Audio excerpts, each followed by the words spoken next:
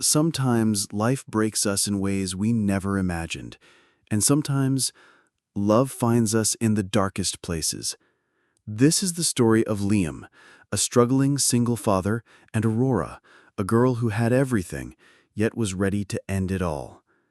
It was a bitterly cold night in New York City. The streets were quiet, the kind of silence that only winter brings. Liam, a widowed father, was walking home slowly after another exhausting day. In his arms, his little girl Emma slept soundly, her head resting against his chest, her tiny breaths fogging up the air. As he crossed the Brooklyn Bridge, he noticed something unusual.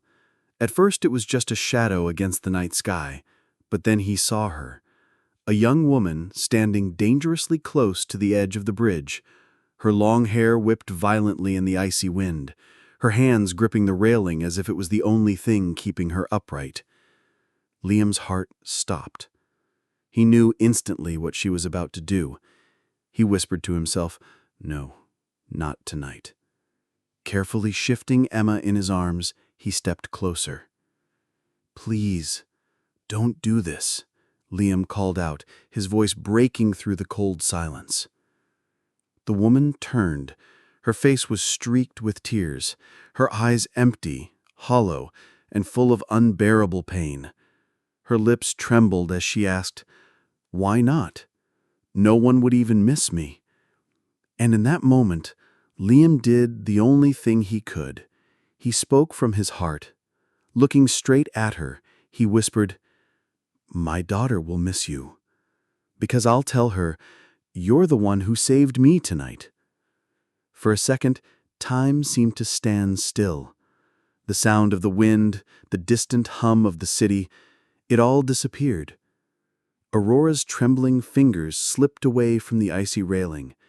Her knees gave out, but instead of falling into the river below, she collapsed into Liam's arms. And that was the night two broken souls met. Not in the water, but in hope. Aurora had nowhere to go. She had left everything behind: her father's mansion, the endless money, the glittering parties, the perfect life that looked beautiful on the outside, but felt like a cage on the inside. She was running, not from the world, but from the emptiness that lived inside her. Liam could see it in her eyes. She was lost. So that night, instead of leaving her alone in the cold, he took her with him. His home wasn't much: a small apartment tucked away in a quiet corner of the city, one bedroom, walls that had seen better days and furniture worn out from years of use. But inside, it was warm. There was a softness, a peace that Aurora hadn't felt in years. She sat quietly, unsure if she belonged. But then a tiny voice broke the silence. Emma, Liam's little girl, peeked out from behind the couch. Her sleepy eyes widened with curiosity as she looked at Aurora. "Are you my new friend?" she asked, her voice full of innocence. Aurora's heart cracked open. For the first time in so long, someone wasn't asking about her family name, her money, or her father's reputation. A child was asking her, to be a friend. Aurora knelt down, tears still shining in her eyes, and smiled softly. "Yes, sweetheart, I think I am." And in that tiny, ordinary apartment, a broken woman, a widowed father, and a little girl who still believed in love became strangers who desperately needed each other. Days turned into weeks. Aurora, who once stood on the edge of the Brooklyn Bridge ready to give up, now found herself waking up to the sound of Emma's laughter. She started helping around the apartment. She cooked simple meals, folded laundry, and even cleaned the tiny kitchen until it sparkled. But more than that, she began to sit with Emma, coloring pictures, helping her draw flowers and houses with little stick figures. And in return, Liam gave her something she had never known before. Not expensive gifts, not empty promises, not the coldness of money. He gave her kindness, the kind of love that lives in small things. The way he made sure she ate before he did, the way he fixed a chair so she wouldn't fall, the way he always said thank you, even for the little things. At first, Aurora didn't know how to accept it. She wasn't used to love without conditions, but slowly, she began to change. She began to smile more. She began to laugh at Emma's silly jokes.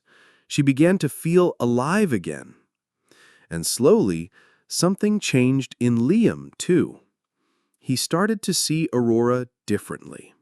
Not just as the broken girl he had saved that night, but as the woman who, without even realizing it, was saving him, too.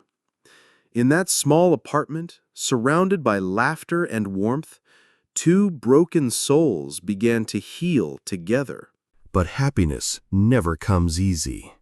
One quiet morning, the sound of tires screeched outside Liam's building. Black cars pulled up, their doors opening like shadows swallowing the street. Aurora froze. She knew that world too well.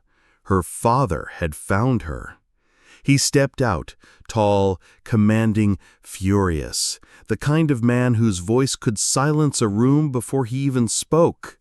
And now his anger shook the walls. "You don't belong here, Aurora. You're coming home with me, right now." But the word home had never felt like home to her.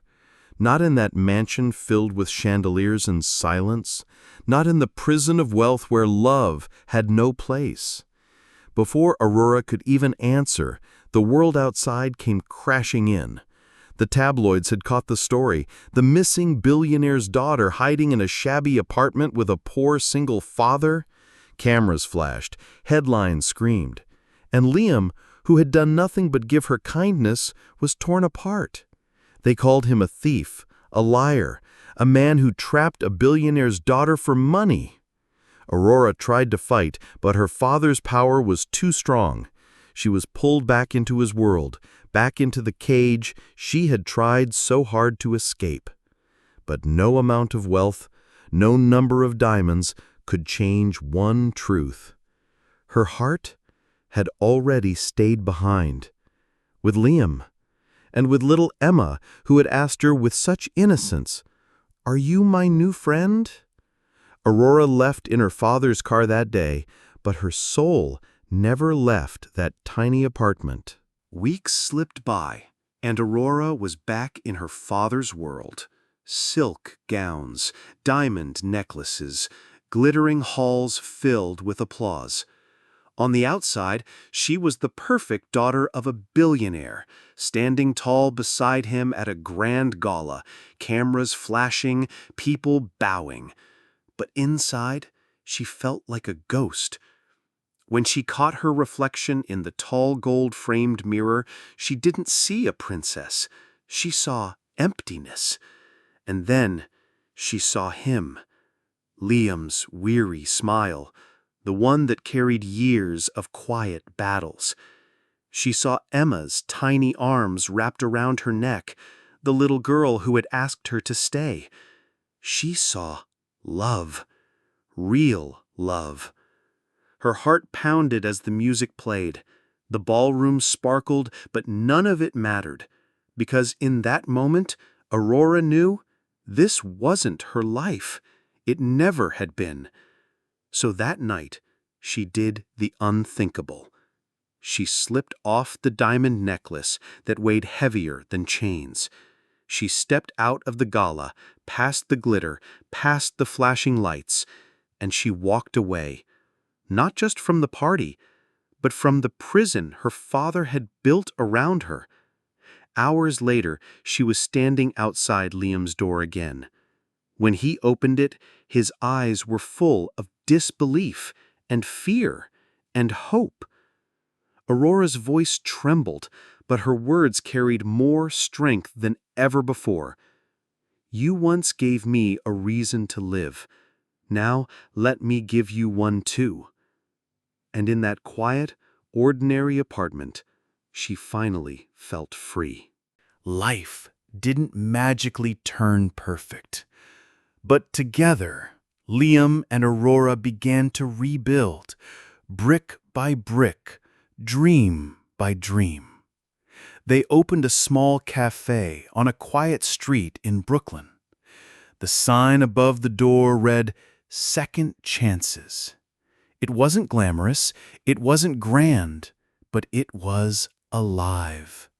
The aroma of fresh coffee drifted through the air. Emma's little drawings decorated the walls, bright splashes of hope in crayon and paint. The tables were filled with laughter, with strangers who came in broken and left feeling seen. Because that cafe wasn't just a business, it was a home, a place where love poured into every cup. And then came a bright spring morning. The city felt lighter, as if the world itself was celebrating. On the same bridge where fate had first brought them together, Liam and Aurora stood hand in hand. Their vows weren't perfect poetry, they were simple, raw, and real. Promises born not from fairy tales, but from fire and survival. Emma, dressed in a little white dress, held the rings with trembling hands and the biggest smile in the world. And at the very back of the crowd stood Aurora's father, once so hard, so distant. Now his eyes glistened with tears he could no longer hide. In that moment, under the open sky, surrounded by love and second chances, they weren't just saying, "I do." They were saying, "We begin again." Life doesn't always give us what we expect.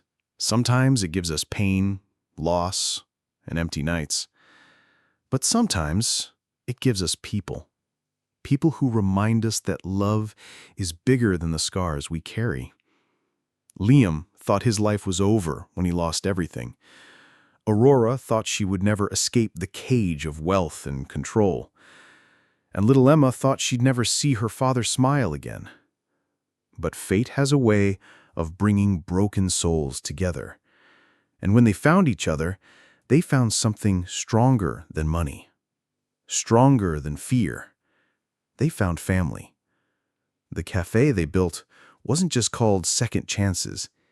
It was proof that second chances are real. Proof that home is not a mansion or a fortune. Home is where someone looks at you and says, "You're enough, just as you are." So if you're watching this right now feeling lost, feeling like your story has already been written, remember this. Every ending is only a beginning in disguise. And sometimes the greatest chapters of our lives begin with a stranger's smile. We invite you to join Lightstories if this story strikes a chord with you, makes you smile, or stirs up strong emotions in you. Each story is meant to uplift, heal, and remind you of the beauty that comes from human connection. Share this story with someone who believes in kindness and second chances by clicking the subscribe button and turning on the notification bell. Keep your heart open till we cross paths again, because you never know when someone might ask, "Can I join you here?"